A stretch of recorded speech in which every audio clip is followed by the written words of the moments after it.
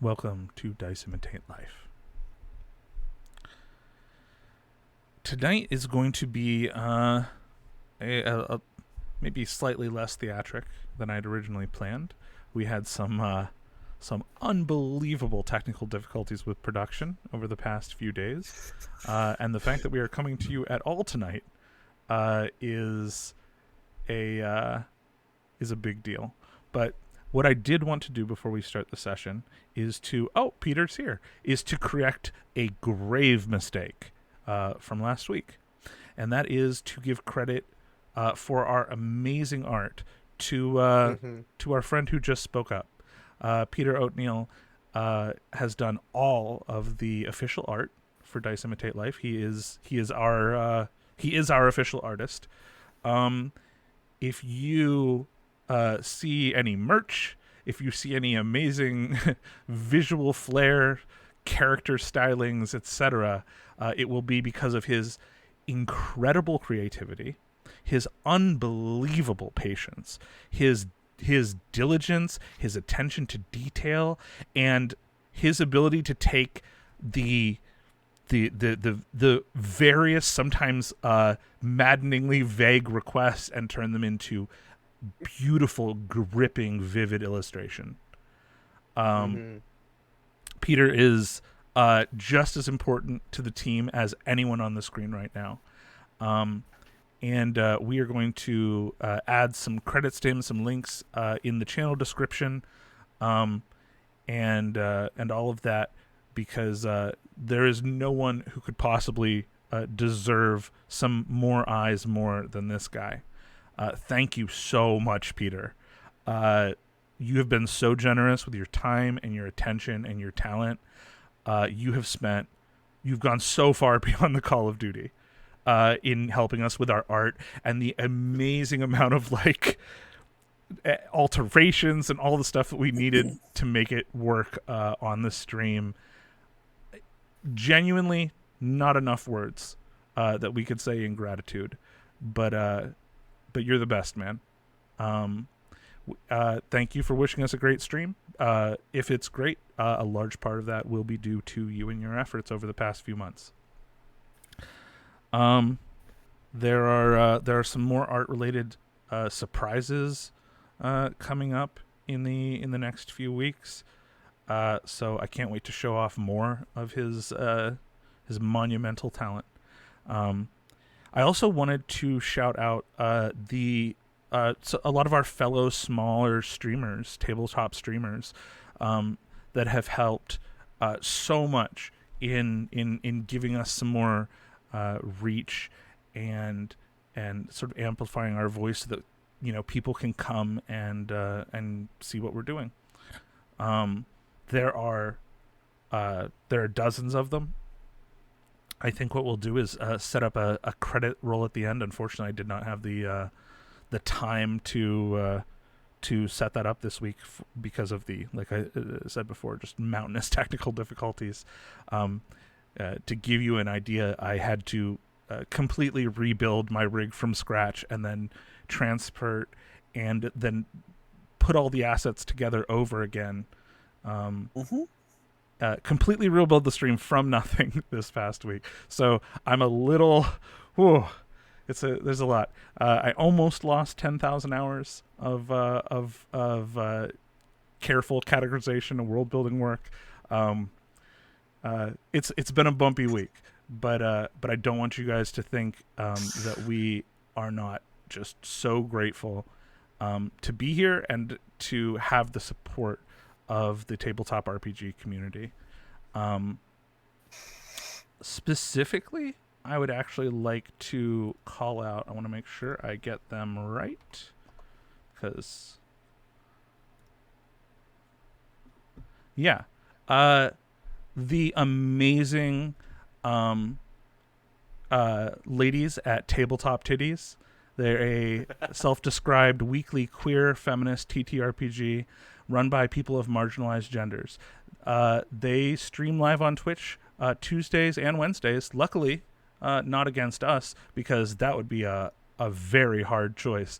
They are amazing. If you want to check them out, at Tabletop Titties, One word, both of them spelled exactly like you would expect. They have been so cool and supportive behind the scenes, sending messages of encouragement, really reaching out with their community to like tell people that they like the project and to give us a boost and everything. We're getting support from a lot of angles, but I really wanted to highlight them specifically. Their contributions are a big deal, and you will almost certainly see them on our stream at some point as some guest characters, or maybe for some one shots, or whatever we can schedule and make work. I imagine it'd be a grueling schedule since they're already streaming for hours, both the day before and the day of this stream. So definitely on their schedule, but they're amazing. Yeah. So that is all the preamble out of the way, and we're going to get into the world, and I'm going to do my best to work with some very skeletal notes. So this is about to get very human. Let's see here. It's a good tagline.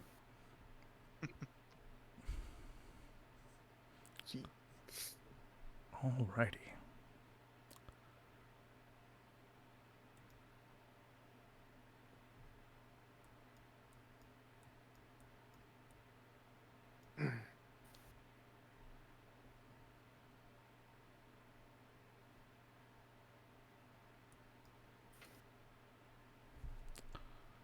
All right. Having also some musical things going on for us tonight.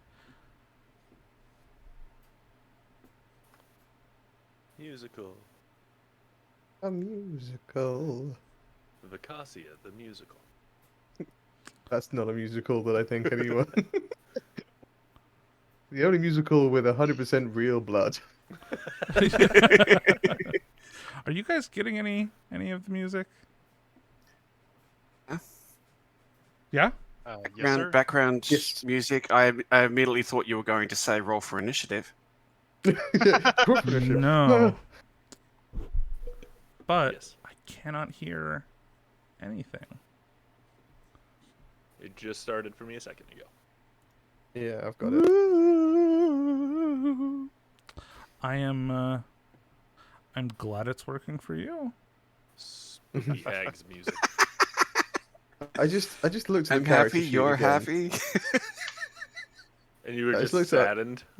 I was just like, because I pulled up the path builder character sheet, which is obviously where I initially built the character, and now I'm looking at my actual Roll20 character sheet, and I'm like, oh yeah, we're in a bad way.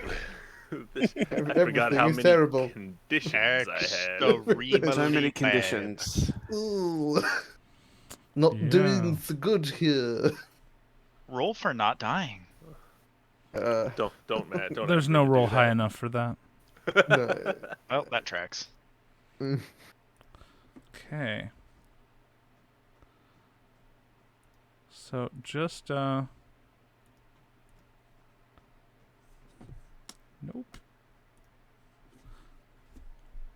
Okay. All right, guys. Look, you're seeing all the fun behind the scenes action. What happens when the stream just doesn't? What happens when the stream doesn't? There's another tagline. It's on stream. Doesn't. Yes. Okay. All right.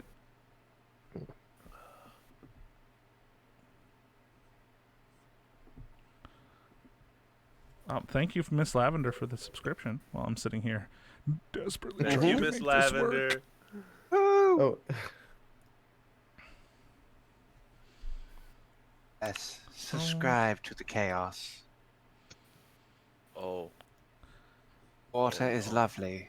This was for sure working minutes ago. So I'm. Spectacular. Was a friend subscribing? That's someone I know. So happy. We love to see it. We do. Thank you. Yeah, it's nice. A guy I know is in the chat as well. His name is a guy I know. Oh, would you look at that? Wonderful. That is not how I would have pronounced it, so I'm glad you did. Yeah, as soon as you said it, it all made more sense to me now. Ah, what a fool I have become. It's alright. Like having sat looking at like street Twitch names that pop up in chat regularly, it's sort of like I'm just gonna go for it and see what happens. I've been gotten that way a few times. And then I it mean, gets there are clipped, some. and you watch it back, and you're like, oh yeah, that. There are some that you look at and you go, I'm not gonna say it. I will feel give like you a trap. initials. I'm gonna call I- you Into the Ted. chaos. The water is great. Do not mind the bodies. The butler will take care of them. I have a question. Anybody want to switch places, Cuff? You wanna, do you want to sit by Rasvan? No. You are perfectly safe. Why would you have cause for alarm? I don't want to get over here. I'll be honest with There's you. nothing to see here. All But, right. I think I oh. have. I think I have repaired this. Huzzah! What's up? Yes. All right. Sorry. We're gonna back this off just a second. We're gonna try it again. I resisted the urge not to do elevator music the entire time. Just like the technical Roll for difficulties. demonstrative. Okay. Here we go. For real this time. Once more with feeling. Alright. Everybody's looking fine. This is all working. I say that extremely loosely. Working is subjective. I had no idea how subjective until just now. All right.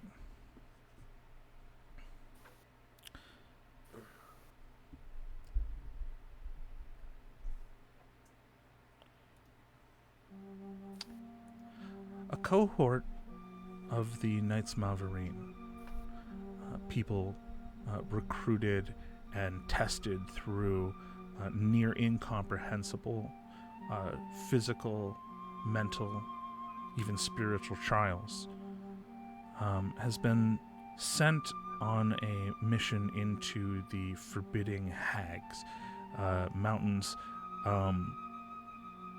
tall, crooked, jagged, crowned by the Cruel Glory, the largest of these peaks, something that many people use to mark the way west, and insurmountable peak. Their pack animals are dead. Their supplies are running low. And as they approach their destination, the Pauper's Basin, the base from which they will conduct a reconnaissance of the strange tidings coming from deep within these mountains, this king's errand has turned strange. It has turned mad. Things known stretch into incomprehensibility. And their goals, once clear, if very limited, seem to warp and twist with the strange new reality that breaches around them. We turn our eyes to the cohort now as they ascend the slope to the Pauper's Basin, a great shallow bowl of stone, almost featureless and almost too regular.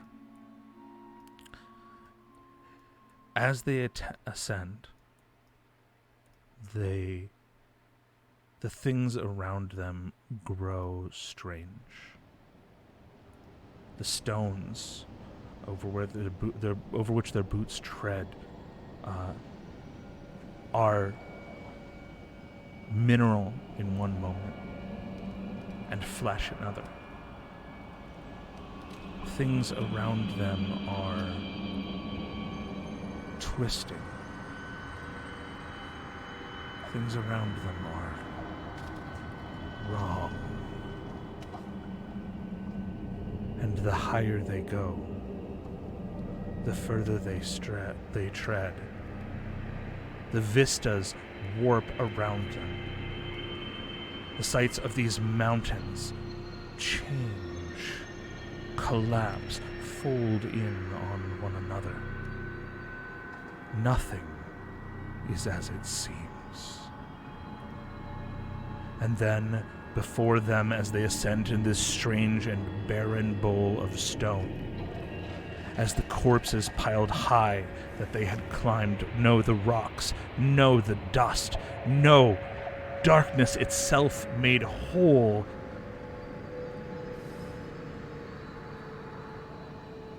a door. A massive door cut into the base of the cruel glory, and the pauper's basin. Only a step. Only the threshold. It is a chaos of carvings.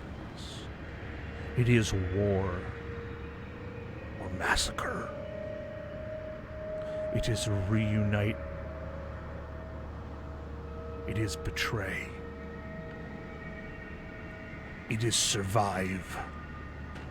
And it is to be lost. There are a chaotic mix of images, and it is strange because as the light turns around them, from day to night, from dawn to dusk, as the sun hits it from strange angles, from the east, from the west, from the north and south, as it traces a crooked path, and the shadows beneath them boil and writhe.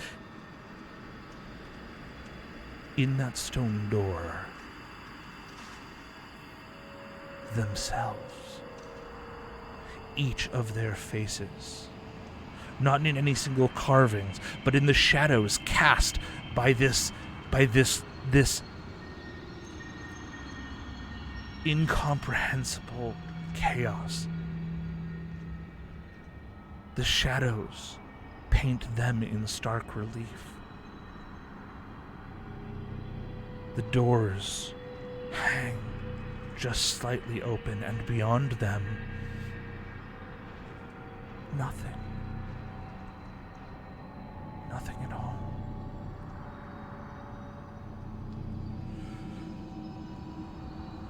There is a voice. Cuff. In your ear. A fluttering against it. Whispered words. Clipped and simple. Run. And the blackbird flutters away into the chaoses of the sky. All around you, space folds and warps. The peaks point in every direction. The clouds are flying up. They are descending. They are passing through you. It is all time and none. They are bent, like they are in the inside of a bubble, collapsing in on you. Everything around you is wrong, and it is shrinking, and there are shadows, people in the sky. There are sparks within their minds, Rasvan.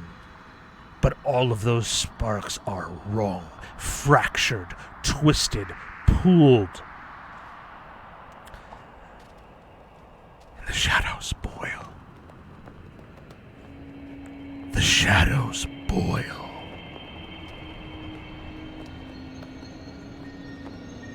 Here you stand in the pauper's basin. Everything around you is wrong, even the cruel glory twisting in on itself, folding, fractal, and yet the door unmoving. The basin isolated.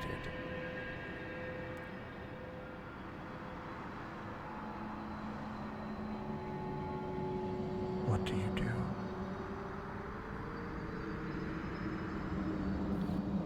Please tell us we're not the only ones seeing this.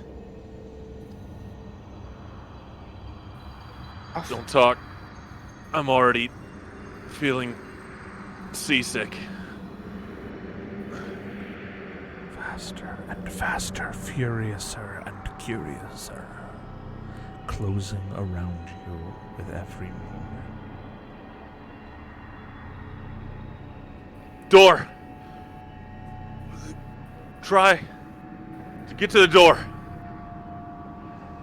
Door? Are you fucking joking?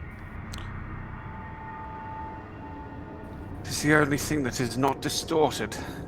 There's no going back at this point. Either door or mountains take us. Won't live in mountain. We do get this sort of sense of being herded. Despite this, we agree with Tavern. Door. Fine. Door. If it is to be death by something, let it be something solid. By the veil. Then door it is. Let's just go. We All are of going you to give me walk will steps. saves. Oh, that's gonna be good. It's gonna go well. I feel it in my bones. Indeed. Warp step through bit space. Ooh. In a Puff hurry. has a 9. That's a 17. Oh, A Will. 22.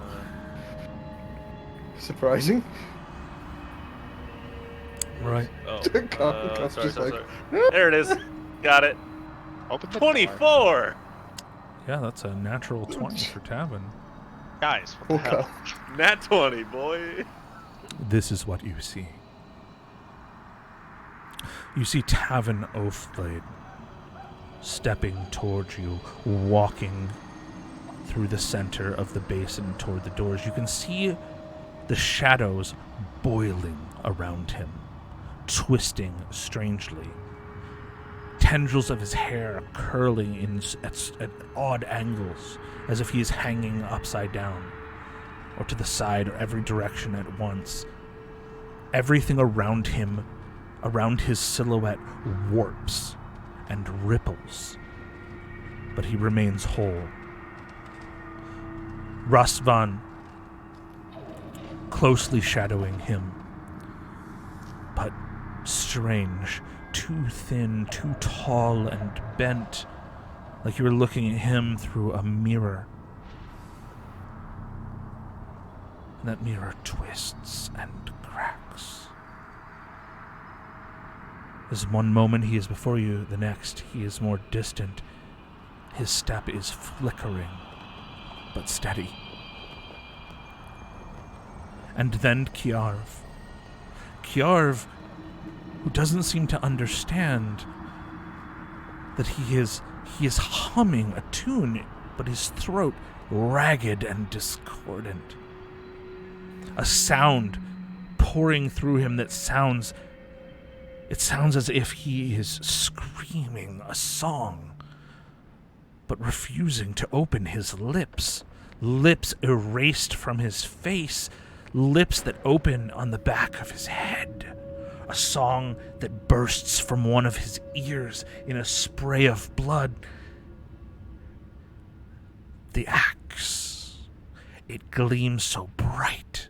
It's blinding, and then it's gone, and he fights forward, but his steps on twisted legs are strange and broken, and all three of you, growing distant from Cuff, Bronzebeard, from the diminutive gnome behind who struggles and walks in all directions at once. It looks as if his skull is pressing through his flesh on every side of his head. It looks as if his limbs, his legs are doubling, bending, duplicating. When it finally pulls your attention, the sound, that strange sound of rippling, warping, tearing, you can look and find Cuff against this fractal insanity. Tormented and trapped.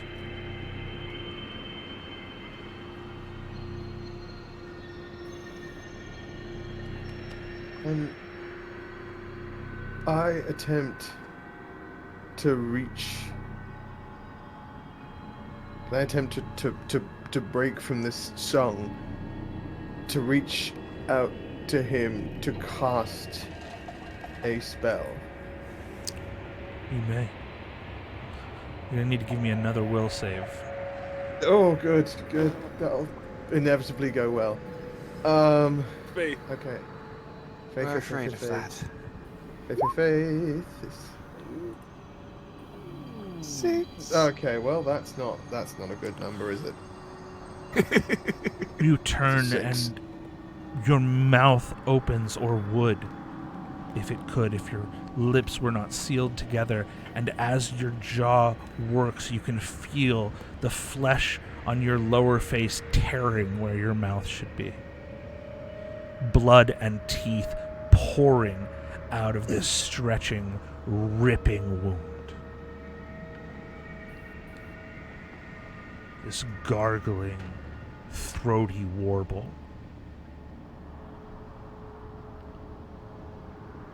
Van turns around,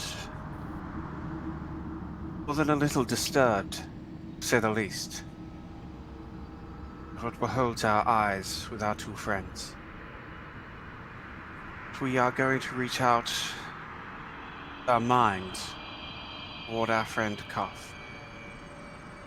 You must move and attempt, heavy emphasis on the word attempt, to cast message psychically. We're going to amp it so that he can immediately use his action and hopefully catch up.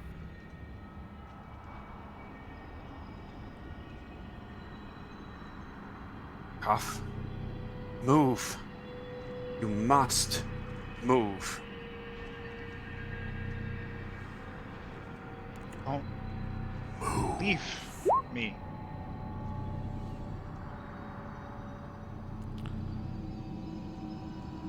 Cuff is trying to speak, but his face is pushing through the skin of his jaw. A hand is clawing from one of his shoulders, tearing through his cloaks. There is a strange jittering around him. When you look at him, it is as if every possibility of his movement is being captured at once, as if he is reaching all directions, stepping every place, turning, as if his form is confused. The bubble, the strange, warping, bent space is shrinking closer, near at the edge of the basin, and as it does, Cuff himself is distorted, but Cuff within your mind, an echoing command, a tone like a boulder rolling over a tomb. Move. And then a moment of clarity. Give me another will save.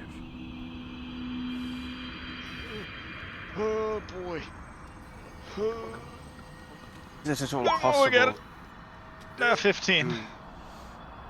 Lurching suddenly forward, the thing that should be Cuff closes the distance. Behind him, the membrane through which you view a collapsing sky.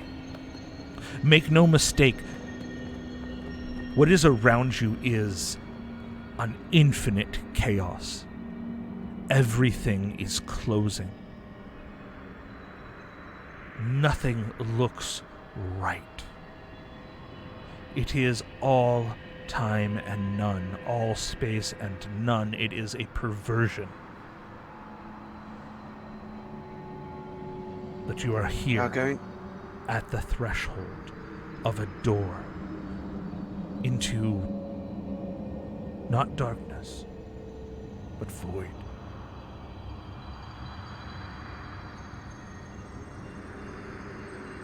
Do you pass through? Is Kiav with us, or is he still stuck? Oh, he is with you.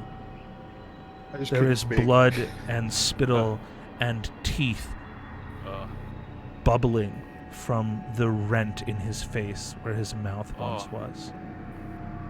I have no mouth, but I must scream. Yeah.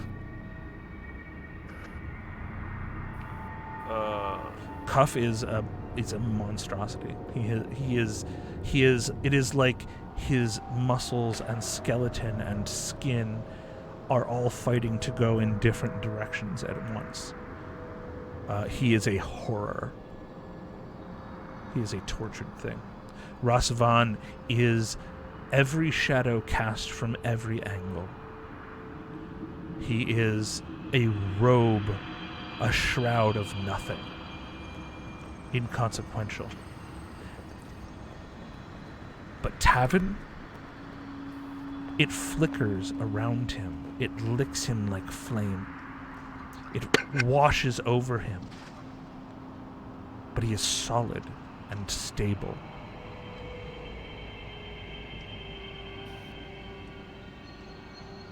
This is at the door? Yes. We've reached the threshold? You stand at the threshold, and it is each of your anguished faces looking down on you from its multitude of carvings, blended together by the mad, scattered light of too many suns. I'm going to touch the door. I'm going to push the door open. The door is not cold. It is not warm. If a thing could be said to have no temperature, the door is inert in a way that is nonsensical in the kaleidoscopic collapse around you. And under the lightest touch, it swings wider. You do not have to be told twice. Tavin, help me get the other two through. Can I aid at least one of the two through the door? I can move, right? You certainly can. I'm gonna just point at Cuff. My eyes wide with Yeah. sheer terror, but I'm just gonna point at Cuff and move closer toward the door. Kiarv points, and there's just a retching sound from within the hole in his face.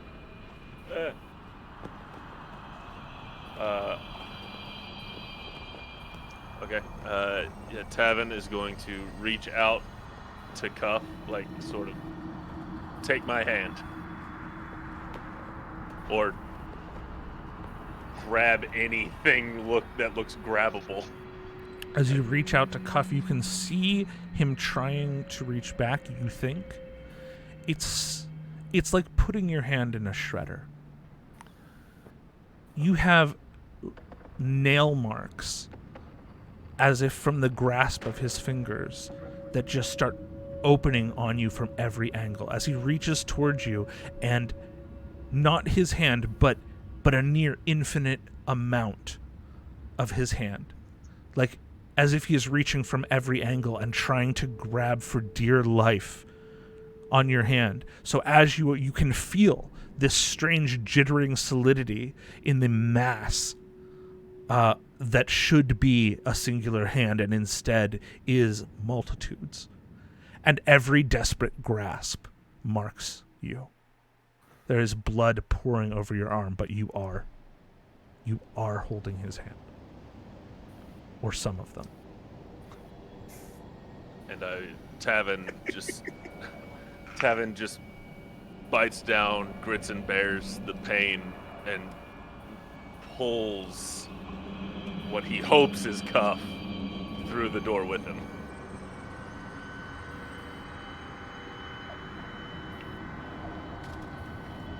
Right. Do you It's a all point pass of order. inside? Yeah, absolutely. Following through the second he's got Cuff through. Asvan is going to be the last one through the door. Certainly.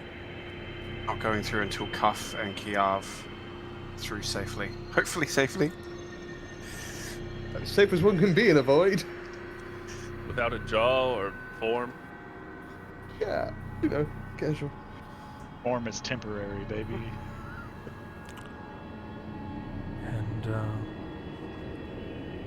that, as you pass in, this sudden lack around you,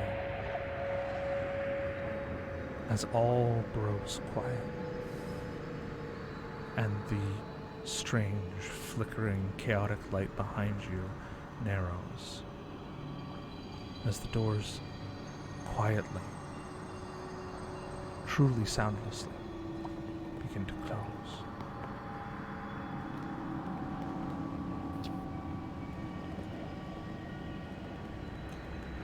We see anything of each other on the other side. You see nothing. Tavin Evan? will, upon realizing it's complete darkness, take off his backpack without ever letting go of it, and using as much of his tactile senses as possible, rummage through his pack for a torch.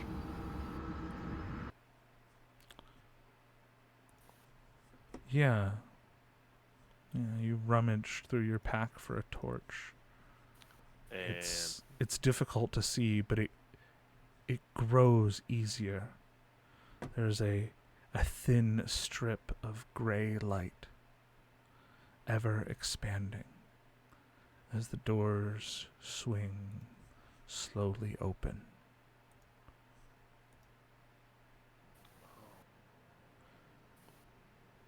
Outside of them, the Pauper's Basin, a rough, rocky bowl of stone, littered with debris, maybe trailed by animals, maybe fallen from the cliffs that rise in the cruel glory above.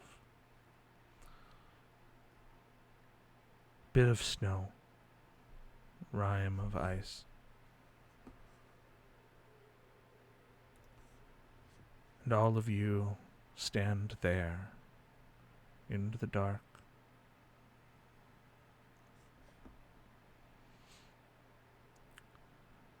It takes a moment, Cuff, to adjust. Your eyes burn terribly.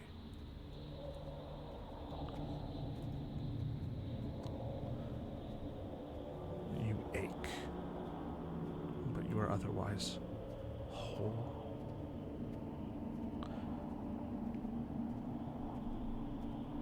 Kiav, your throat is raw. Your lips are speckled with a dark, oily liquid. Rasvan, you feel an intense sensation of relief. A sense that you were lost and are now found. Tavin, you find the torch in your pack in the slowly widening gray light shining in from the hags.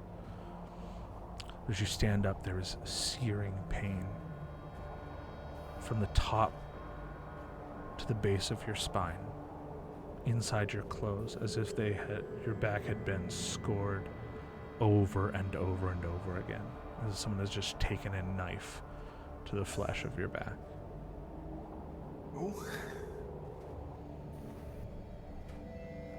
Don't like that. Okay. Is everyone all right? Cuff. Yarv. Speak if you can to us. I think so. I think so. Cuff, you look like you. I am me.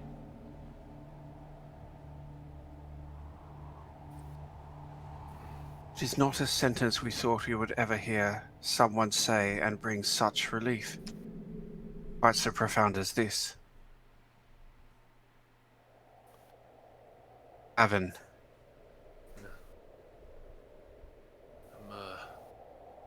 I'm fine. Nothing. I Nothing have flint and serious. tinder for the torch. Yeah, I'm trying to light it. The red Was gold that- flame flickers and catches on the torch and illuminates nothing around you. It's odd. It's as if you're standing in mist, like the torch cannot reach the floor or the walls, and yet it is clearly solid and smooth beneath you. It's as if you are standing in absence, and the only thing that you can discern, it would be impossible to say whether the ceiling is 6 feet above you or 100. There is just simply nothing around you. The only break in that nothing is the door hanging open and the gray light of day in the hags beyond. Looking through the door,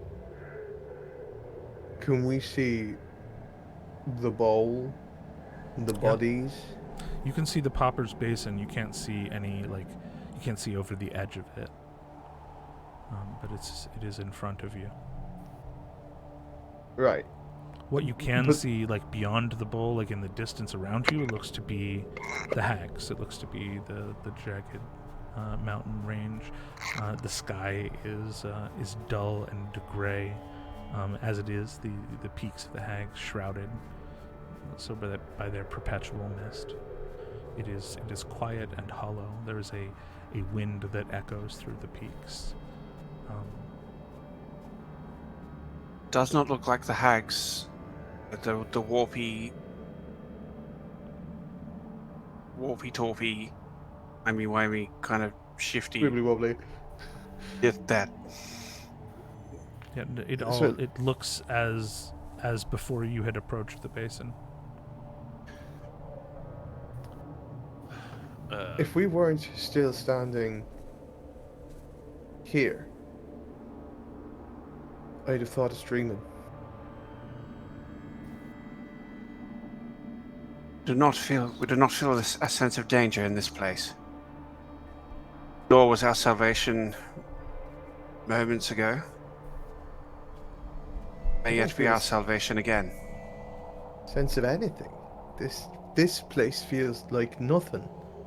But out there was mayhem. That was Cuff got turned into whatever the fuck that was. You were shadows. I couldn't speak. More to the relief of all of you, I'm sure. Avon, you were fine. You were standing there all handsome and shit. Amongst the other vigils, it's common to refer to the veil tearing before the impossible should ever happen. Do not think we will make that jest again. If the veil were to ever tear, imagine it would have looked like that. I don't know I only know anything that about a torn veil. I don't know what happened to you guys. I don't know why this torch won't light up a space that I can't see anything in. This isn't what I trained for, but what I did train for was to complete a mission. And out there's madness. But in here is nothingness. And I'd rather face the madness. What our mission was to rendezvous in Pauper's Basin, and when we got there, everyone was dead.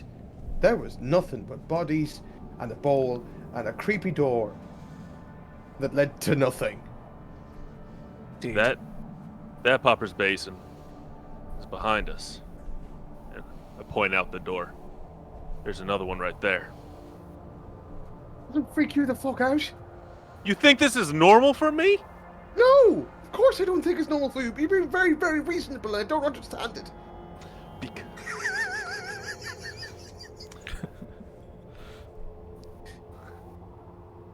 Maybe it's the adrenaline pumping. Maybe it's the fact that I haven't understood anything that's happened since we got into the hags.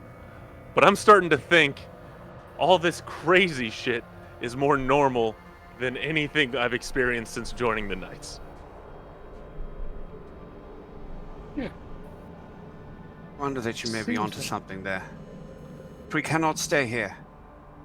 So I'm going through that door to the next Pauper's Basin, and if there's another door there, I'm going through that one too, until I find a way to get home. Let's hope the next one leads to an inn, because I could really use a fucking nap. In that case, we would feel better knowing that the three of you are through the door first, and then to no one is getting trapped behind here. So, we will ensure that our brothers make it through. Just make sure you shut the door behind you when you join us. If it gives me the option, I shall. I mean, this might sound a little much, but should we all link hands as we go through the door to make sure that none of us sort of let go and drift off into whatever the fuck is here? Or not here, to be the case. Tavin looks down at the hand that Cuff had been holding, and he just thinks for a second, and he reaches behind him and pulls out his whip and unfurls it. Everyone grab onto this. Alright. I will. Action does make sense. I Very well. will follow you, Tavin. Don't leave me. We're not gonna leave you, Cuff. Just hold on tight.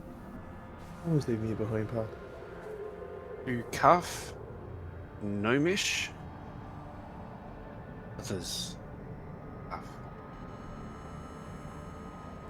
Others. And considering our grasp of Gnomish is rudimentary at best, it would not be unforeseen that it would come out as mothers or fathers or sisters. What you probably get is something, Cuff. It sounds like he's trying to form a word that represents a familial relation, but is otherwise nonsense. Still, the intent of it seems clear. I think Cuff Yeah, that's kind of gets it, and he like, and in Gnomish just says, I am thankful that the vigil may make me laugh every day, because he's the only person who can speak in my tongue, even if it's like listening to the words of a babe. So Tavin's holding the handle of the whip and a torch in one hand, and Okay. walks through the door. It's a ghastly sight that the three of you see, because as Tavin rises, as he pulls the whip behind him and holds the torch aloft through its sort of flickering, greasy smoke trailing illumination, you can see that the back of Tavin's cloaks are soaked with blood.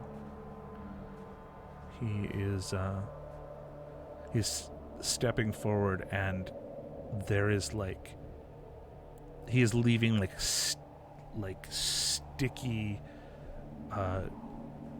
red sort of highlights across his shoulders and all down his back, and it seems like it's even been seeping down the back of his legs and boots. But he leads you through the doorway, and you stand in the basin, and all around you, the craggy, frosted depths, the base of the cruel glory.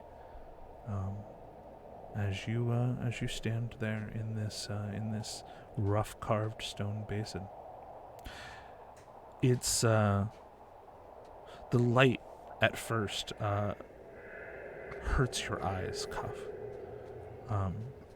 You instinctively close them against its adjustment, and that's when the rest of you can see what look to be red spirals burnt into his eyelids. In the light, you can see that the liquid that is sort of dried after drooling down Kiarv's bottom lip is sort of oily, blackened, and iridescent, as if he'd been vomiting some unknown substance. And Rasvan,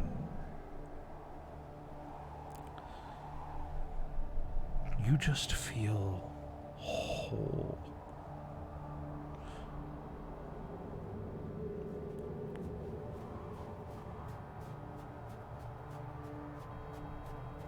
There are no immediate apparent dangers. We are going to make our way firstly to Tavern. Let us have a look at your injuries. Once more, brother. He paid a price. He did as any one of us would have done. Indeed. I am sorry. You have nothing to be sorry for. I'm fine. He says he's fine, but you can see that his sword arm, from elbow to hand, is scored with what looks like horrific scratch marks. But they aren't bleeding. They are, in fact, scarred over completely.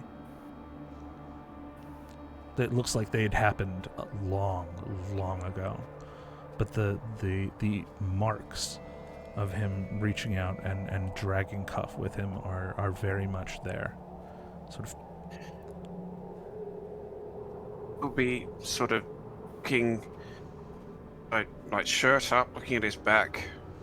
The moment his you touch him, there is a... It's as if he ceases to exist for you, Rasvan. It's as if everything that is him means nothing. Like his shadow grows and grows. He is nothing but a silhouette. And you feel yourself pulled closer and closer to this vast, empty darkness where he should be. And you can see what looks to be a pulsating light with tendrils slowly spreading from it, four on either side, slowly sort of writhing. And then the moment passes, and you look over him as you will. Told you I'm fine. Tavern, are you there? What? Are you really here? Yeah, I'm fine. Get off me. It will take some effort to convince Rasvan to actually let go. Because we are somewhat... Did Kjarv or Cuff notice anything weird, or is this just a Rasvan thing that... This is just a Rasvan thing. Okay. We see Razvan go weird. Honestly, the only thing you probably see from Rasvan is this like momentary hesitation. I mean, that could just be because his back's Mhm. been attacked by something. Yeah. Not bleeding. Your arm? And the broken one? It's fine. Like I said, I've been through worse. Yeah, it's his left arm that had snapped before. It seems completely whole. It seems fine. Sort of pat on the shoulder. We're going to walk towards Kiev. Head turned, because you cannot see our eyes. Haven says he is all right. What if you have something?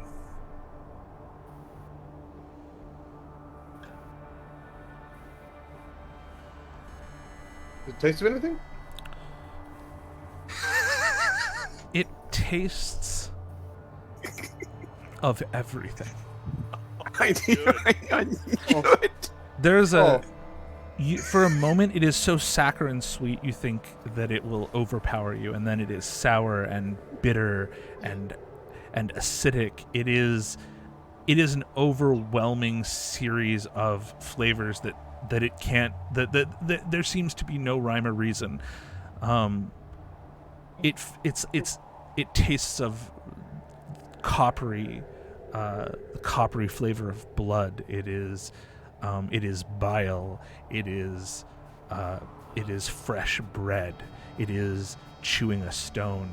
It is everything about it is inconstant and wrong. Don't lick it. Whatever you do. Oh, God. We were not thinking of that.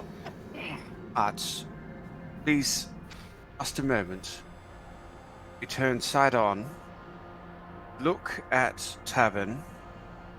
And then just gently, very gingerly put a hand on Yav's arm. See if the same effect occurs again.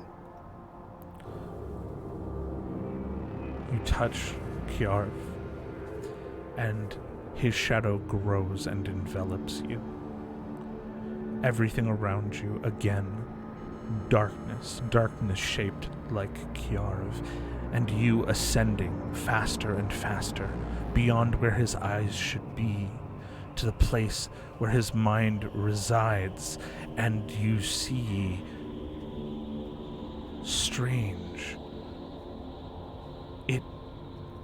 It folds in upon itself. It flickers. It is misshapen. Some pale thing, its hue shifting. It is as if it exists in pieces, and the pieces are misaligned and nevertheless joined. That they are fractured and seamless all at once. And Somewhat startled. Oh, sorry. And then it is gone again. As soon as it happens, you're going to sigh message out of sheer reflex. Kjav. Yes. Yeah, he touched you, and then all of a sudden he's calling your name inside your mind. How the fuck are you doing that? How the fuck are you doing that? Get the fuck out. Here?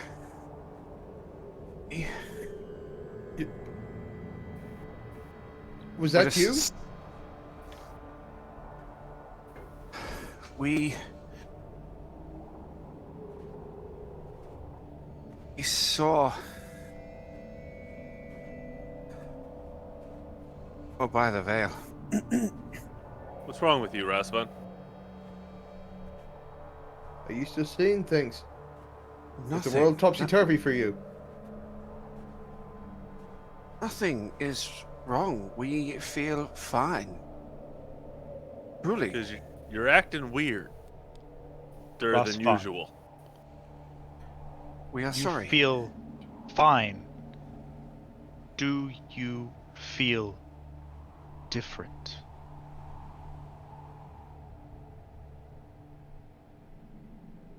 We tilt our head to the side.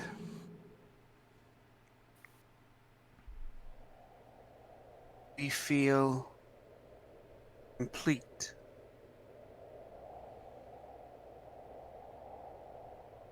Is there any... We do not have better words. And we do not know how to describe what we see in Tavern. Kiev. And to be honest, we fear touch you. May see something similar, yet unique.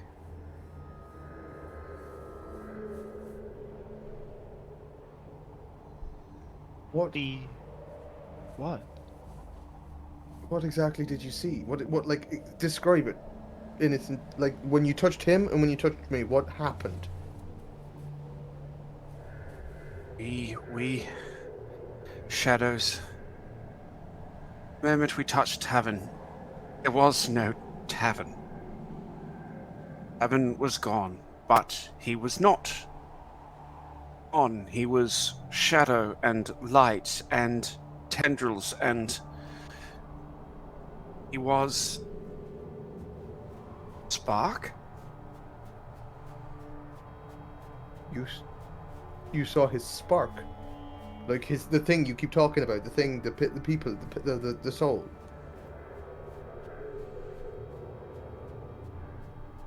As Resvan is struggling to describe this and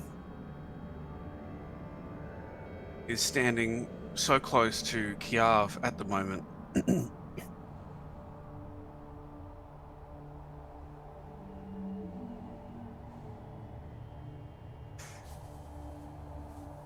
We're going to share, not consciously, what we saw. Is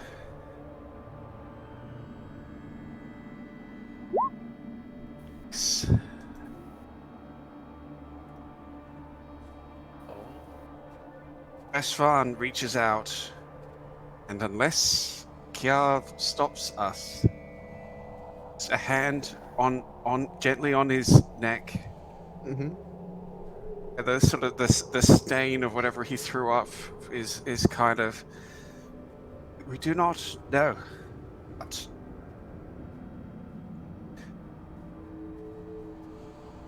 we need you to understand and link your mind to the target's mind and mentally impart to that target an amount of information in an instant that could otherwise be communicated in 10 minutes. Hey, Alright. I'm not stopping you. I'm trying to help.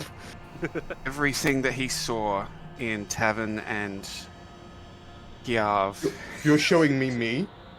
Yeah. You. Yeah. What And it happens starts next is freaking out. incredibly important for Cuff.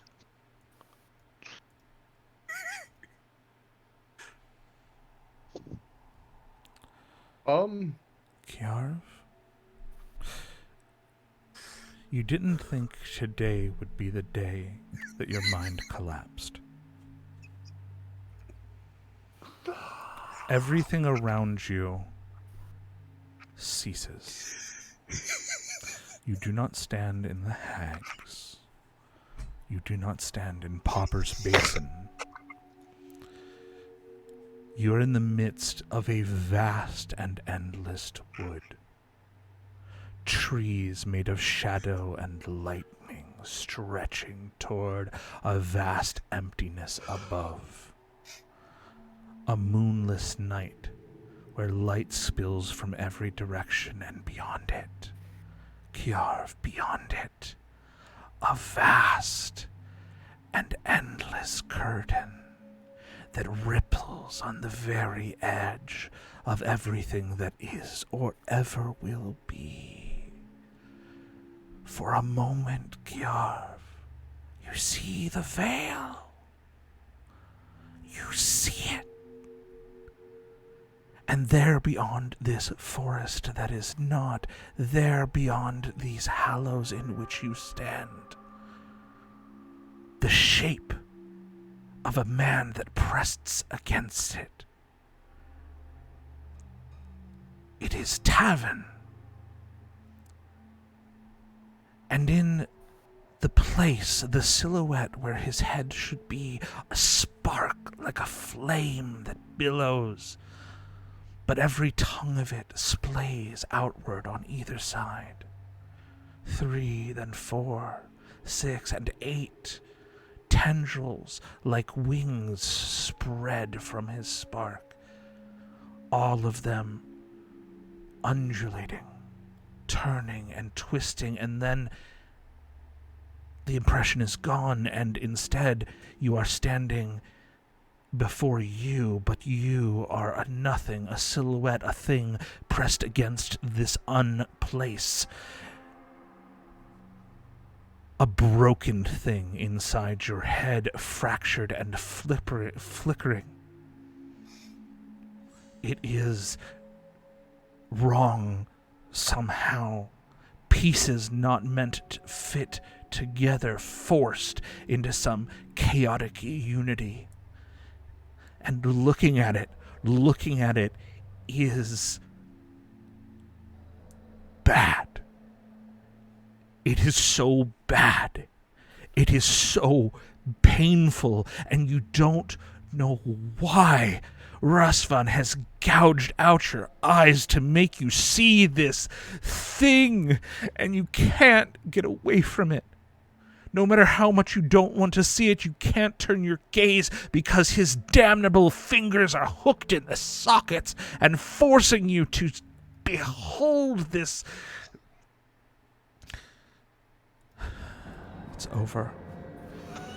He's standing in front of you in the Pauper's Basin, and the vision has passed, and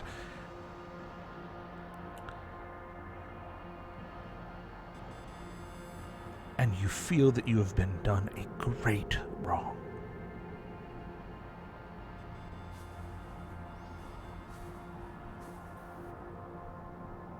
Kiarv is standing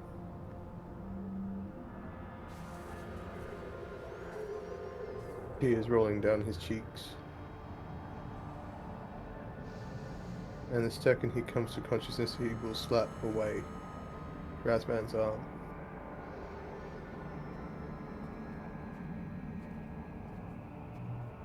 Dare you? Sorry.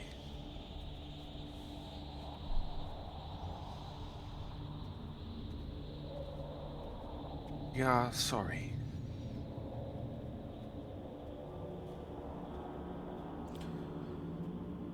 Razvan, as he looks at you, it's as if the glassy, like the tears on his eyes that are make them watery before they roll down his cheeks. It's as if you can see the flicker of that strange spark inside of his eyes. Yeah, sorry.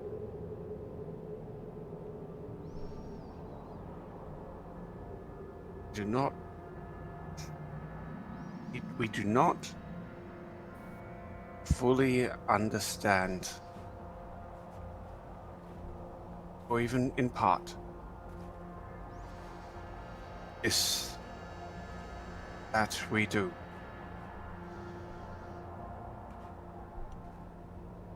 You don't. And I shouldn't have to. No. You do not touch my mind. You don't approach my body. Until further notice, you do not address me.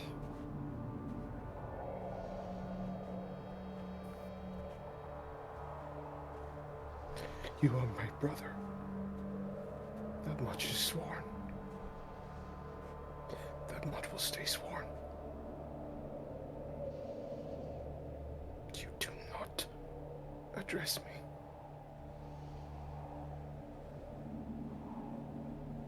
And I will turn and I will walk back towards the door, or where the door was, if it's still there. And I will just be there for a little while. The door is there. It is sealed. It is covered with a chaos of carvings. As you approach it, like from every angle, it's like you're seeing a different image. It's like there's no simple static thing that perspective changes what is on it.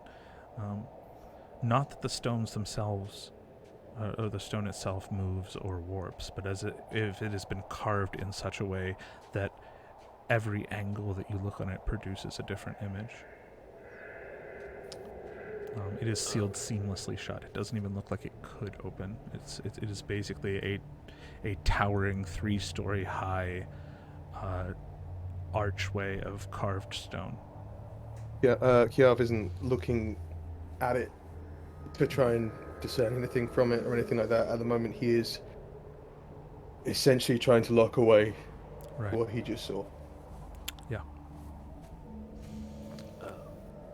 During the whole mind meld, Tavin, as soon as Rasmus walked away, Tavin just started observing surroundings. Yeah. Surveying surroundings. Yeah, sure. Why don't you throw me some perception real quick? Sure. He does that. He will stagger sort of away from the opposite direction of Kiav, closer to Cuff, and they just sit plonk down on the ground, head bowed forward, hands on our face underneath the veil. Just spend the next 10 minutes or so trying to refocus our mind somewhat, if possible. You got a 6 on perception. Yeah. It's a lot going on. There is very little to see through your eyes. It's you think that you should feel more tired than you do. It's like the exhaustion you felt has been to some extent relieved. But even so, even though you feel alert,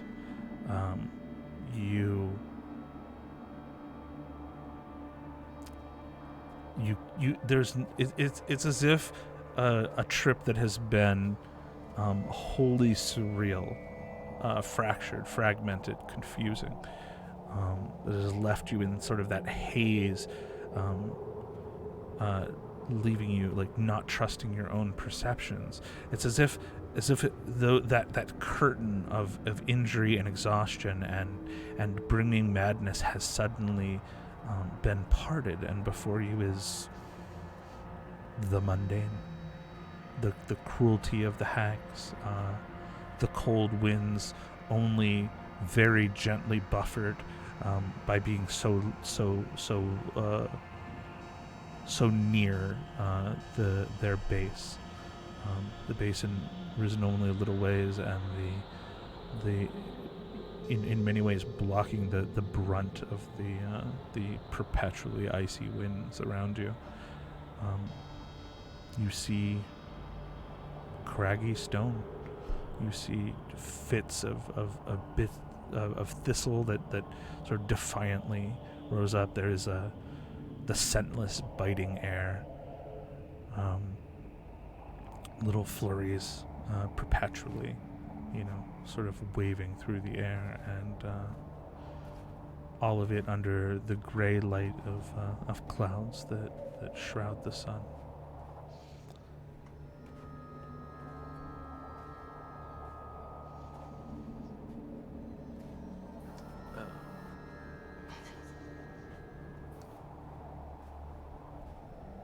Tavin puts out the torch that he still had lit, and puts it away in the pack. Sort of examines his arm.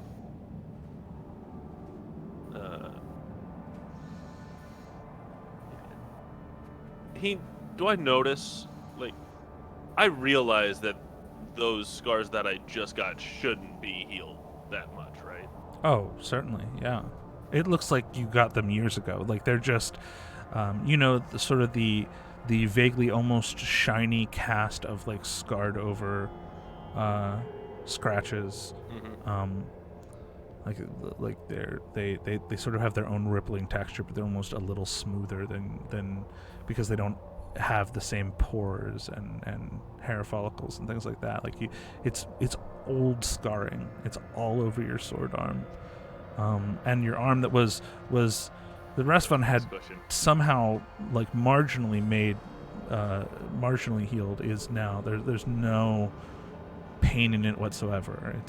There's no sign that it was ever broken at all.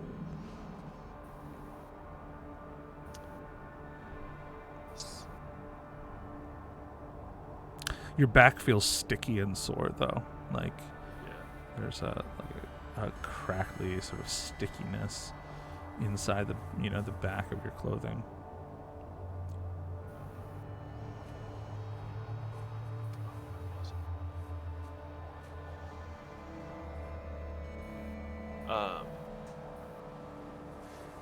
Can I sense direction with the survival check? Absolutely.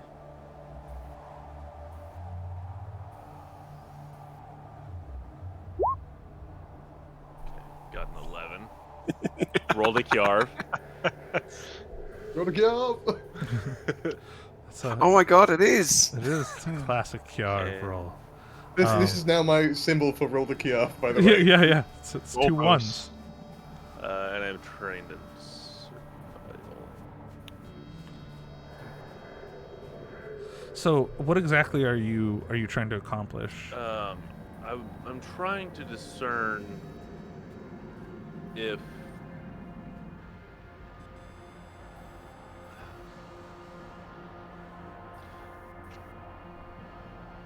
I suppose what I was trying to tell was if we had come. What I actually wanted to know is if how far forward in time we'd come, because Trying to that sense is- the direction of time yeah, itself. sense the direction of time. Yeah, not Not with an 11. I mean, not exactly how that works. No. Isn't I there would- I will cantrip in say Pathfinder that 2E for I tracking think- time. here is what you know. Yeah. It seems to be about midday. The hags run predominantly north to south in the area that you are, just before they bend. The sun seems to be sort of almost directly above you, though it's difficult to discern through the clouds. You are on the south base of the Cruel Glory. And yeah, you seem to be exactly where your objective was pointed to. Everything checks out. I will say the difference is that you've been very disoriented and having a very difficult time figuring out solid direction through this entire trip, and now that sensation of constantly feeling sort of turned around is just gone. I think it's important, briefly here, for the people watching, to understand that Vakasi-Ya is a world with very little expression of magic, where the greatest mages outside of this sort of mythical council of magi are barely more than hedge mages. There is no precedent for anything that has happened. Magic on a wide scale is relegated to legend. Someone who possesses any supernatural power is likely to draw a sort of suspicion or worry, and very few people have even experienced any act of the supernatural within their lifetimes. Vakasi-Ya is a place that it is easy to be agnostic or even atheistic about the powers that move the world. And Vakasi-Ya being as a world that is the body of a god is something that is seen for many people as a metaphor.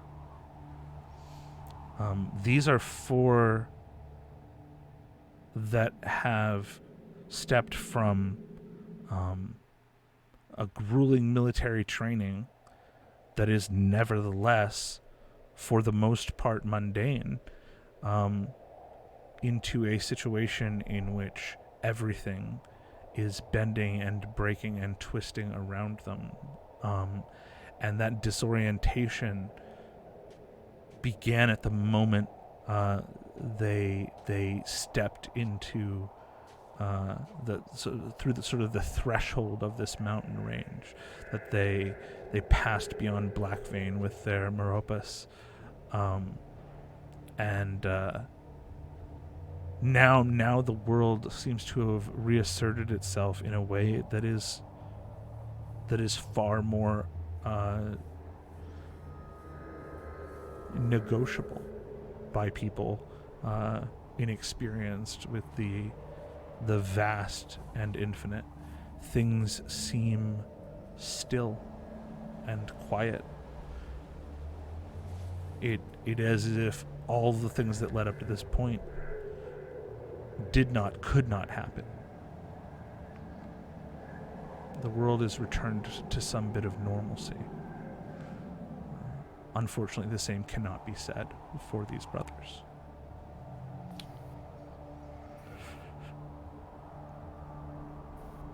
So Tavin examines his arms and says, I don't know what happened when we went through that door, but this now is not when we left.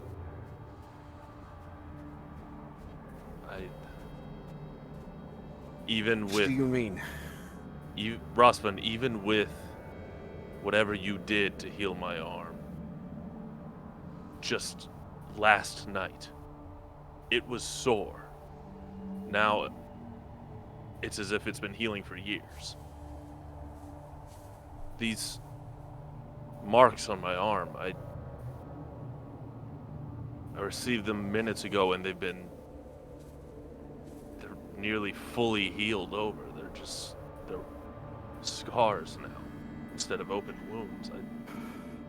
We need to... That is not possible. Shouldn't be. Well, but technically none.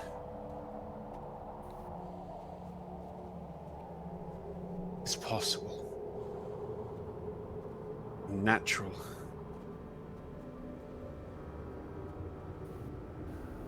You trying to suggest, since we passed through that door, that we are at somehow we do not have the words. This. Ruff. That Yeah. book of yours, full of interesting things. Does it have anything that might tell us what the fuck has happened? For this, I think not. This book shares stories. No stories about the world turning upside down, folding in on itself, and warping reality as we know it.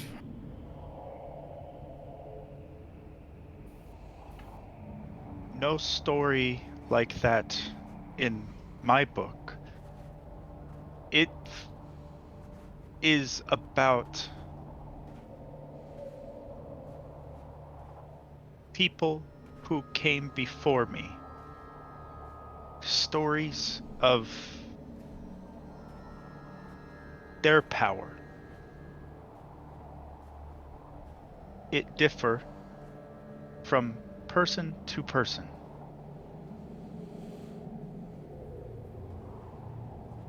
It's how I learn to use what is there. Incredible. Won't help us in understanding this anymore, but it's a precious thing you carry. If we are worried about time and how long, we should find dead Meropis.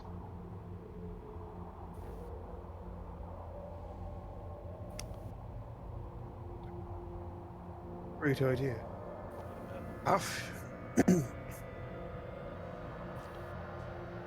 That is I don't- genius. We've mentioned it before, but you're fucking smart, man. We are all gifted in our own way. Yeah, side eyes, Rasvan. Both turning back away. In humankind, you are gifted with height.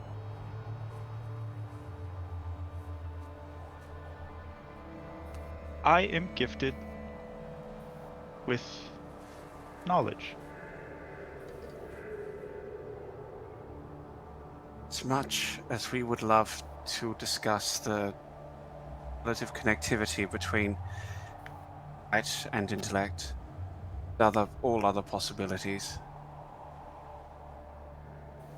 cannot stay here.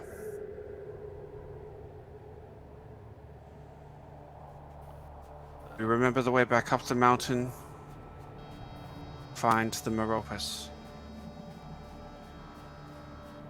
Down the mountain.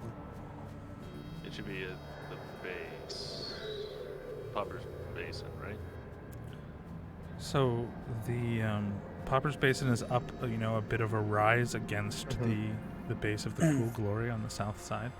The Meropis is a little ways up the cliffs of the mountain that you took to get there. Yeah, it's So like a the little one bit to the like a- east. Yeah, you'd have to climb that mountain a little ways before you found the Meropis.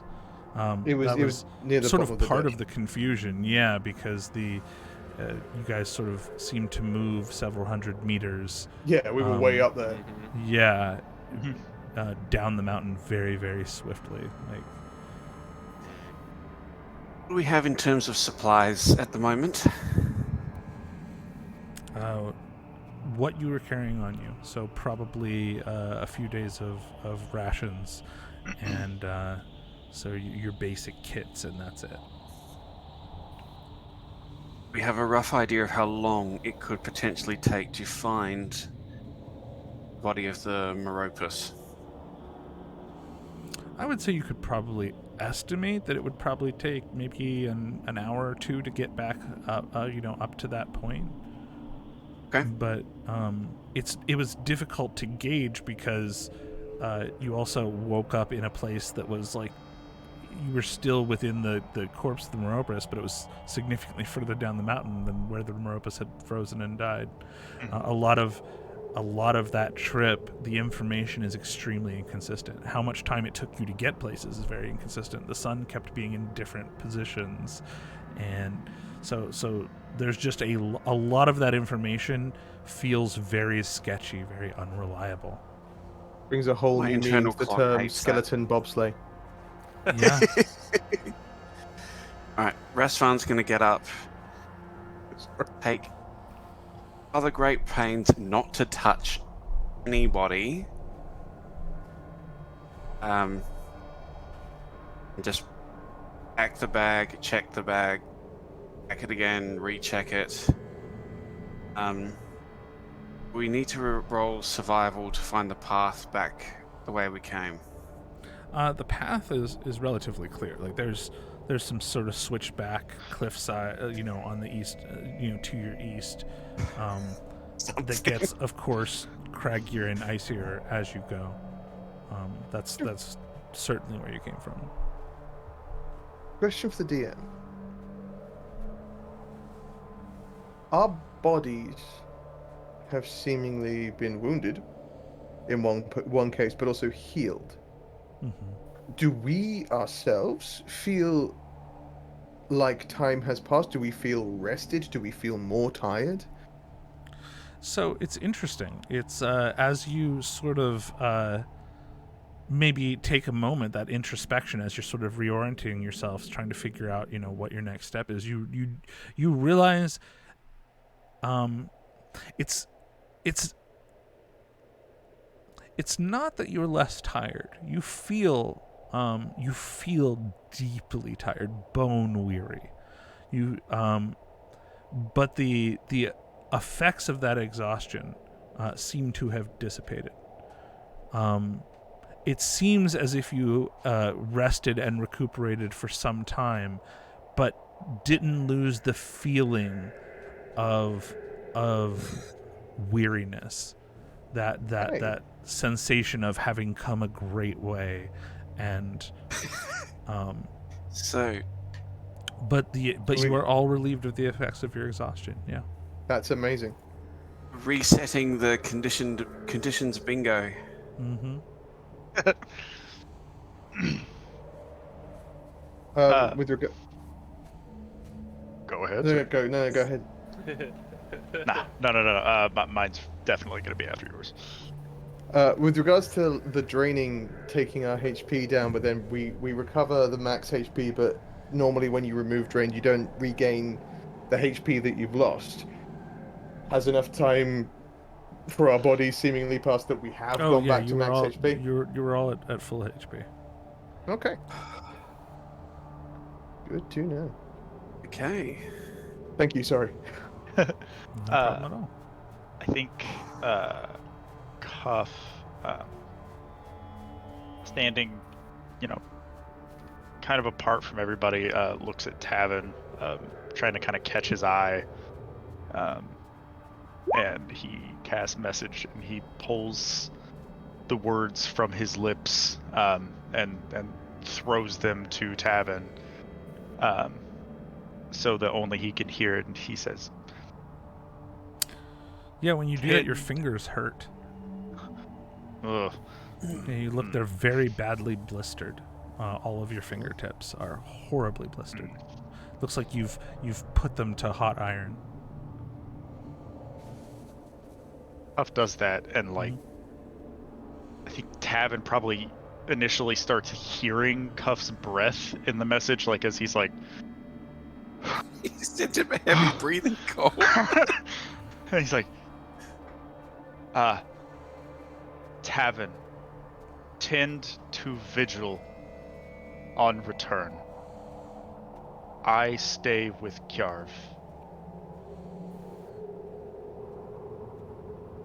Wounds not only thing to mend. Tavin just registers the message. Looks over at Cuff.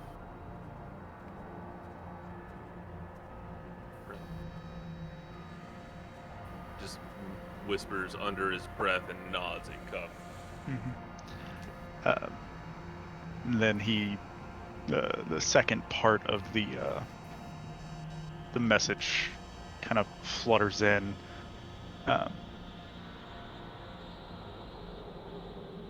Michael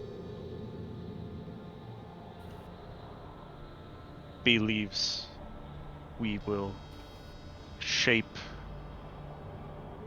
the relationship between us all anew.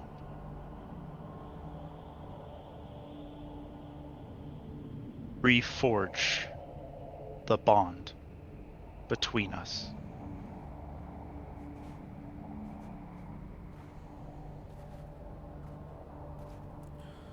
Yeah. That's still in message, yeah, to Tavern. Or what? Was that That, just that's a still tavern? that's still Yes. in message to Oh. Tavern. Yeah, cool. Yeah. Cool. Yeah, Cuff invokes the god of the forge, Makal. And you know, Makal is mostly venerated by smiths. But there are those who believe Makal is not just a god of literal forge, the literal forge, but of the shaping of all things and the reshaping.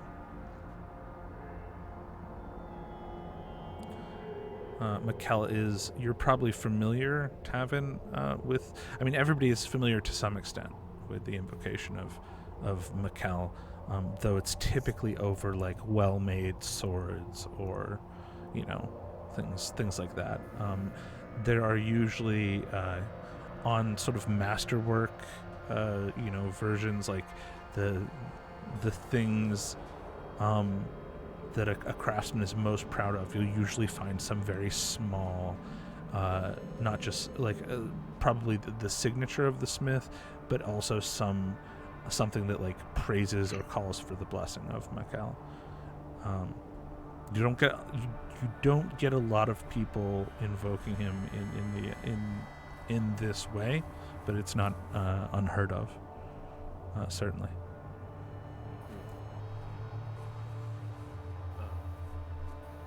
We're therefore making our way back to where the Meropus.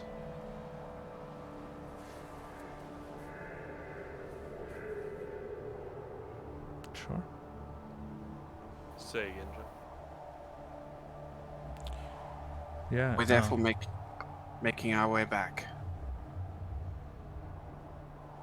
Hi-ho, hi-ho. All right. And as you ascend toward that, we'll go ahead and take a break right here, and then we'll come back for the remainder of the session. Thanks, guys, for hanging out with us so far. We will be back in about 10 minutes, and we'll be back for the remainder. See you then.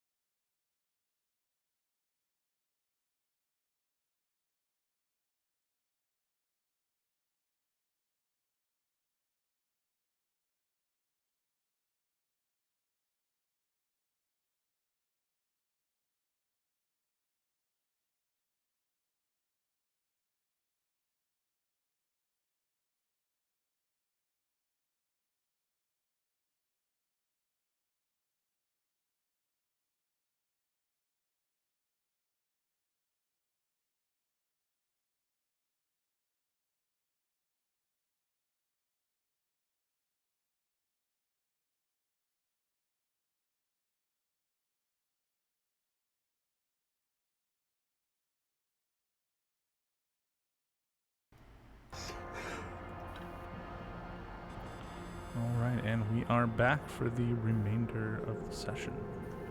Thanks for waiting up for us. All right, we left the cohort as they begin a slow ascent, absent of most of their supplies,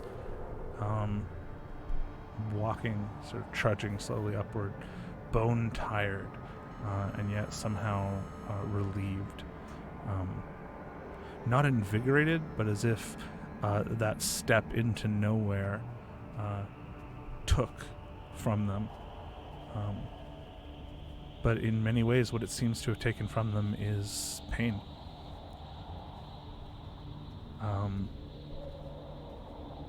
Like a slate wiped clean. The rhythm of their steps, sort of punctuated by the distant echoes of the periodic rockfall, the very distant screeches, birds of prey somewhere in the sky, but sort of indiscernible behind the clouds. That ever blowing wind, frostbitten, that swirls around them as they continue this the latter half of this journey. Any thought of setting up camp at the basin, of taking the reconnaissance of the area, seemingly sort of set aside in favor of merely returning with the news of what they've experienced. This is where we find you. Why don't we start by grabbing a set of survival checks?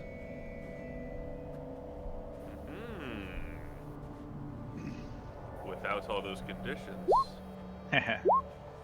Watch me roll even lower than ever Ooh! before. That Oh! was a That's It one of is. my better All right. things. So I got a 7. Oh, Tavin. Cuff got a 17. Me and Razvan got 20. Yeah. I think the story the dice are telling us is that Tavin's supposed wounds are finally catching up with him.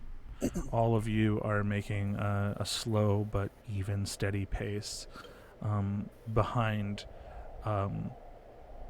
the man who always seems to have the longest stride, just that much more reserve of endurance. We've said it before, but the cohort, the three knights, Cuff, Kiarv, and Tavin.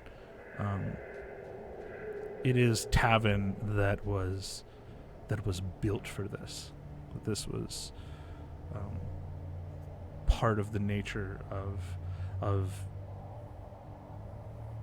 his upbringing to face these sorts of tests over and over again, to be trained just perpetually to achieve these feats of strength and endurance.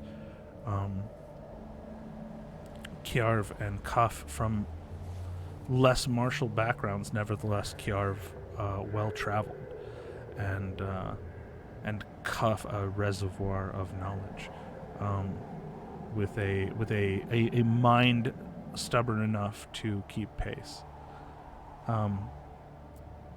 Razvan, the vigil accompanying these three brethren, sent along with the order of the Knight Confidant to accompany them on this reconnaissance mission, though it seems a deeply inappropriate objective for a vigil to sojourn into uninhabited mountains. All your two brothers and the vigil sort of walking steadily behind you, and Tevin, maybe you don't even notice when your steps are slowing, when stumbling becomes a little more obvious, and it's only a few minutes before you guys start to see fresh drops of blood running down into the cuffs of his boots, as he sort of begins to lag and slow and stumble ahead of you. We have to Evan. do something. You agree? Evan, slow down. We can afford a rest. Here, let us have a look at you. There's no time to slow down. Are bleeding. Wasted too many days already. Tavin, if you fall, we waste more time getting you out of here. We will catch up to Tavern as quickly as we can. Tavin, Need to see what is causing the blood. he takes one last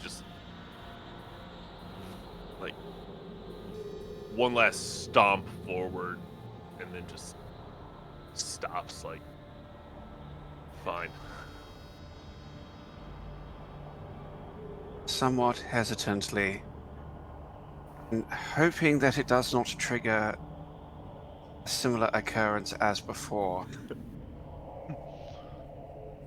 Asfan will reach for his healer's kit and look Tavern over as if just we need to find out where he's bleeding from and how bad it is. All right. Yeah, there's really no effect at all. The cloaks are heavy, and so folding them to the side requires a good bit of effort. Fur over leather over cloth, etc. Oh, that's right. Yeah, Yeah, we're in the mountains. Oh yeah. we are in the mountains.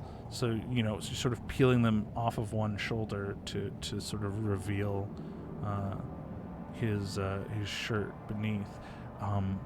It is plastered to his back with old blood. It is adhered from neck to buttocks to the back of his body,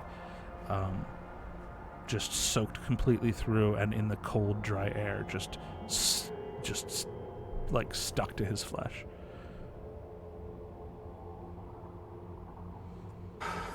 I'm only pausing here. Obviously, I could say, "Oh yeah, you also removed the shirt and left his back," but I'm only pausing here just because, you would know at first glance this is probably going to be unbelievably painful to remove. Yeah. Mind-numbingly painful. Tough. Careful. It's on there. It is stuck tight. to your back. Yeah. Just It must be removed, and the most expedient way of doing that is quickly. You're prepared. hold on.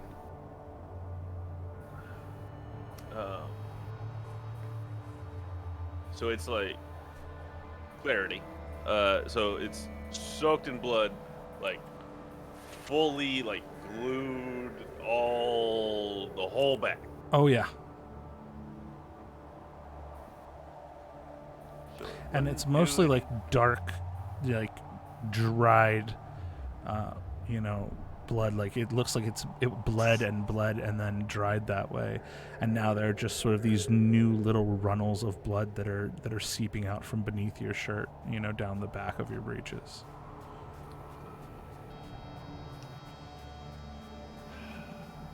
It looks like you probably started to peel parts of it off as you were walking, and so it started bleeding fresh. I have a water skin in my pack. Is there any water left in I would expect so, because if you guys needed water, you were literally walking through, walls of snow Snow. for Yeah. days. Okay. Water is very readily accessible. Okay. I don't even need the water skin. Look, He's you're not ripping this shirt off of my back. You'll take half of my skin with it. It's gonna suck and be cold. Help me grab some of the snow, melt it on my shirt, moisten it. At least if it's not totally dry, it won't rip my back off. Snow may also help with the pain as well. Numb it. So yeah, We'll grab handfuls of snow. start rubbing snow on my back. I want to build a snowman. Sorry. And then At some point, on the count of 3,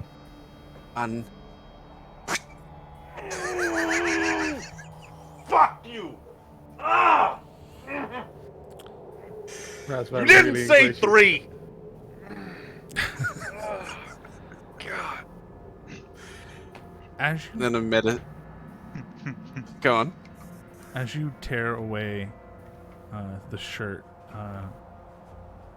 moistened so that it is not quite so painful as it might have been, you see what looks to be, for reference to you guys, sort of a meta reference, a Rorschach image. Imagine if his back was paper, and there are perfectly symmetrical, horrific wounds on both sides of his spine.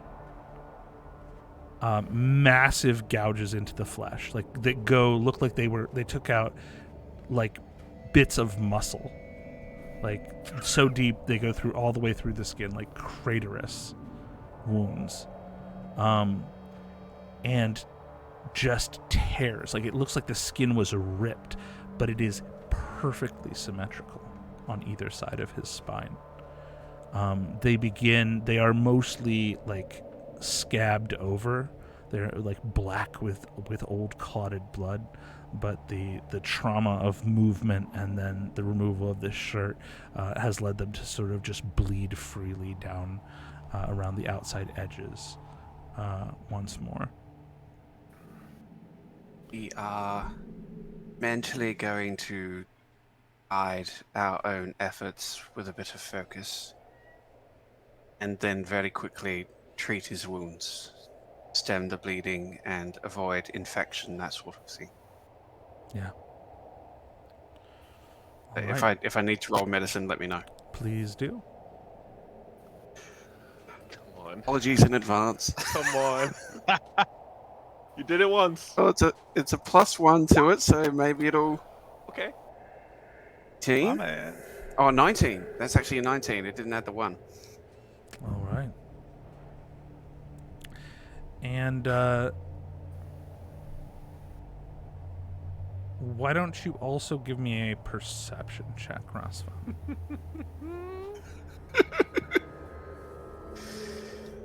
SDM. Ooh. 17.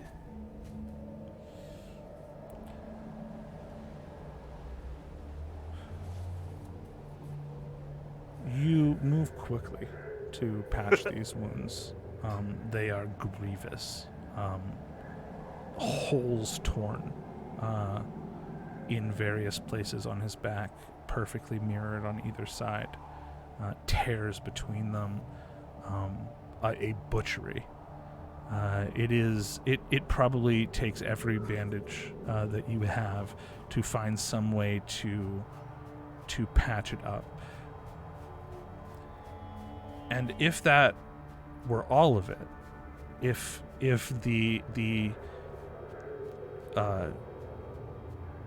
extreme like swiftness required of bandaging this bare flesh in these frigid mountains with the cold sort of cutting at him with every passing moment.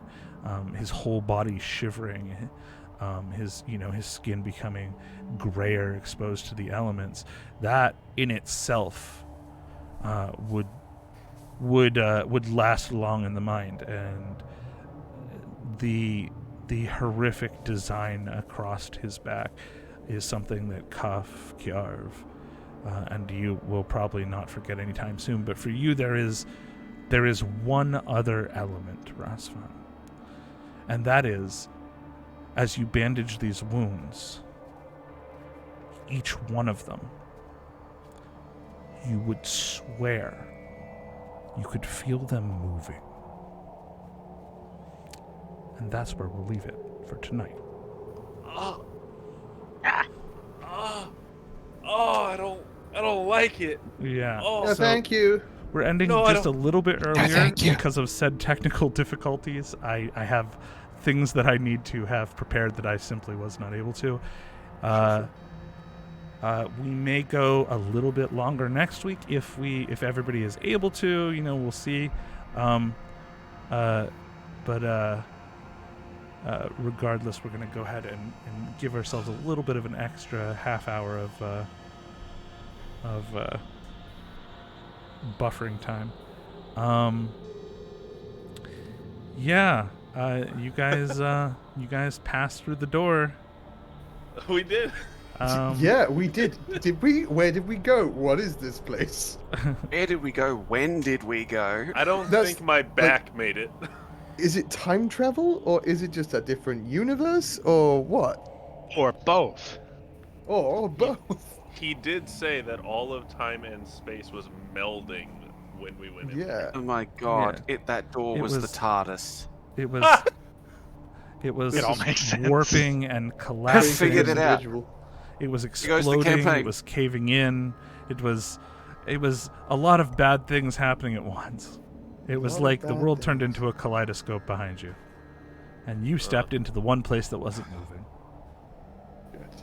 Good. Hey, it was good to go through that door. Yeah, great time. Glad we didn't hang around. Yeah, I'm Not very really a glad non-detective that with- Tavin pulled Cuff through. Yeah. Yeah. You, Well, can't leave our buddy behind. Cuff was just gonna beg in a voice that nobody could hear to not be left behind. The rest of this session would have been really different if he had not pulled him through that door. Well then, thank goodness he did. Yeah. I thought about just throwing the whip backwards and be like, "Come, grab it." It's one of your hands. Yeah. Just or all of them. It's hard to describe a visual in which, like, as he's reaching forward, you're seeing sort of ghostly images of a million other hands, almost in a haze around him. Like, every variant of him reaching is happening at the same time. It was But you very did a great wibbly job. wobbly. Timey-wimey. Well, thank you everybody for joining us for this slightly truncated session. We will be we'll be back next week with some additional craziness hopefully in the non-technical sense. Hopefully just like fun. Just a regular technical. Crazy. Yeah. Let's Stay tuned for who yeah. Rasputin freaks out next. thank you so much for joining Really us. doing well. You guys, listen, if you know someone who is going through a tough time, that needs maybe a little hope in their life, or even just a distraction, please tell them, bring them along. This is all about you guys. We continue to proudly support the charities listed on our channel, and if you have any extra money whatsoever, every dollar counts. Please donate to those extremely worthy causes, and only then, if there is something beyond that you have and you would like to support us, please consider doing so. We are here to raise money, to raise awareness, and to spread a message of hope, and that is the reason this project exists, and will always be the reason this project exists. Thank you to Morgan, Kenny, John, Connor, just people who make my life better on a daily basis. Not just amazing tabletop players, but just like amazing people. And there's another week till we see you again. So until then, be kind to one another. Be gentle to yourselves. And always be a little better than you have to. Because everyone has a story. And every story matters. Good night, everybody.